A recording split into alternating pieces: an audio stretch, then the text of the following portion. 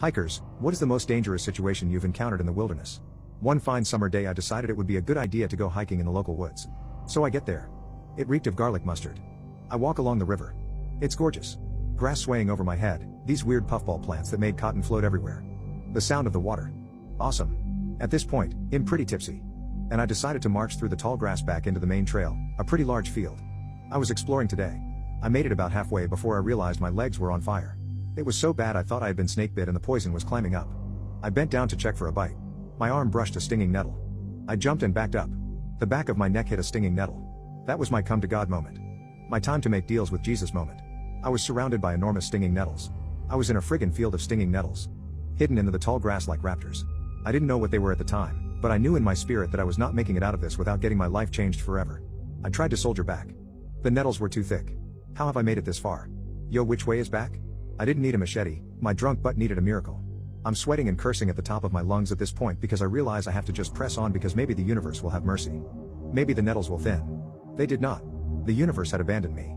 It felt like my arms and legs were little pieces of bacon popping in the pan. I was in so much pain I said screw it. And just tried to bowl through. Mistake. I couldn't see in the high grass. I was wasted.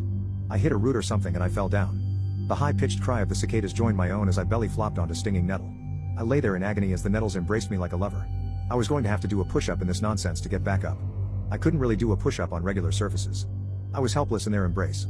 I decided to surrender to their will. Pause. Then it started to really hurt. I mean really hurt. I had endured countless butt whoopings from my mother as a child.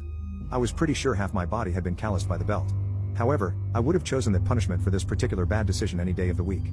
They say Mary Jane is the devil's plant. Nah. Whoever said that must have never met a stinging nettle. I sprang up like a Looney Tunes character. I tried to literally run from the pain. I'm howling, hopping around and ripping through the forest. I'd how long I was at it, but I was laying there exhausted.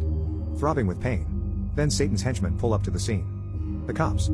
Turns out I scared some hiker family who thought some young black man was hopped up on drugs freaking out along the trail. They told the nearby urban ecology center who called the villains. They were gonna arrest me but I asked them not to move me. I explained what happened and asked them if they had any aloe in their med kit. They laughed at me and told me it would wear off. They just left me there. So yeah. Not a hiker anymore. I know those fools at aloe.